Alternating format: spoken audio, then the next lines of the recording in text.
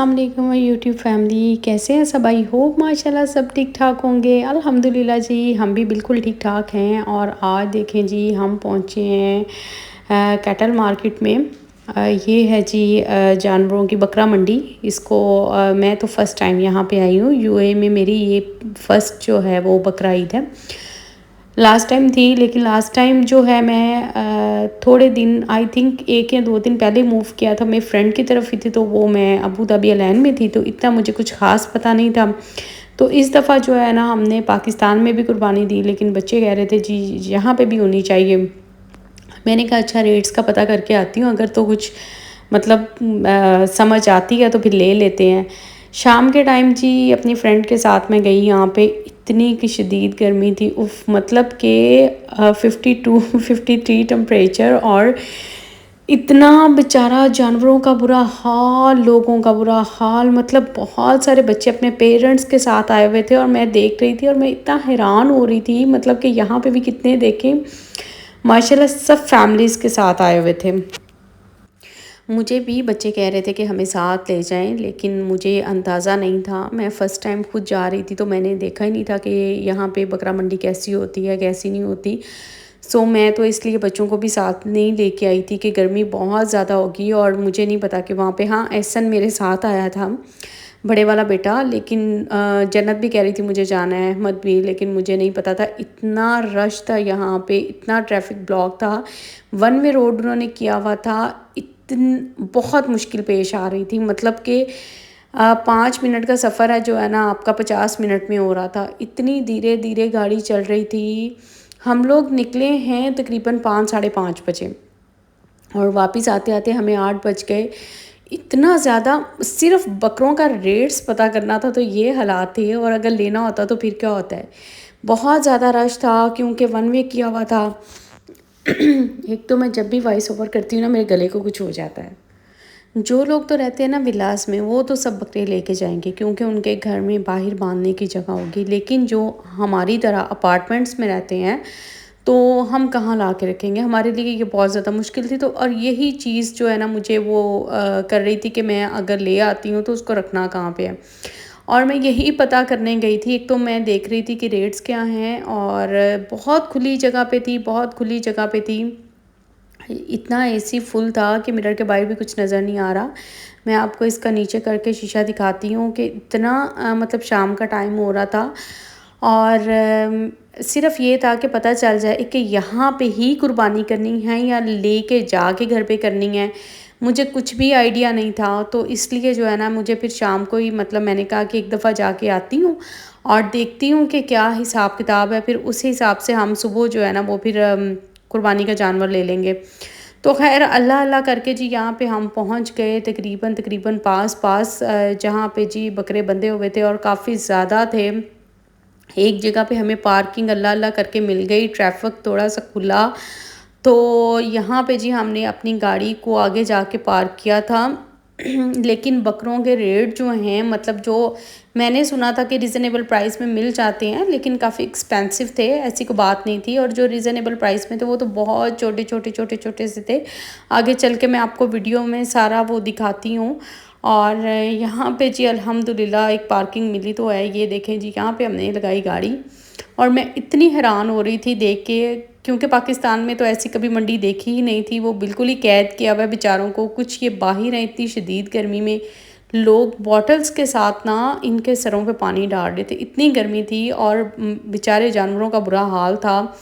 अच्छा खैर, यहाँ पे इनसे मैंने जब देखा कि ये तो पाकिस्तान के नहीं थे, जिनके पास ये वाले बकरे थे, इनकी लैंग्वेज भी मुझे समझ नहीं आ रही थी। कोई साउथ अफ्रीका टाइप के कुछ, मतलब इस तरह के लग रहे थे। तो मैं खैर यहाँ से देख के, तो फिर मैंने एहसन को कहा कि दूसरी साइड पे चलते हैं, वहाँ भी बहुत सारे हैं, तो वहाँ से पूछ लेते हैं इनसे। तो मुझे लग रहा था कि ये थोड़े महंगे ही दे रहे हैं, क्योंकि कुछ लोगों ने यहाँ से लिए थे, तो वो कह रहे थे कि 900 समथिंग का एक बकरा है। तो इसलिए मैंने कहा कि दूसरी साइड पे चलते हैं, जब आए हैं तो कोई बात नहीं, गर्मी तो है ही है, एक दफ़ा जो है ना वो पूरा राउंड लेके देख लेते हैं। और आपको मैं दिखाती हूँ, ये देखिए इतनी खुली जगह थी, ये पार्किंग के लिए थी। और साथ साथ इसी तरह से जो है ना वो सब बकरे की वो शेल्टर हाउस बने हुए थे, और मतलब जहाँ पे थे।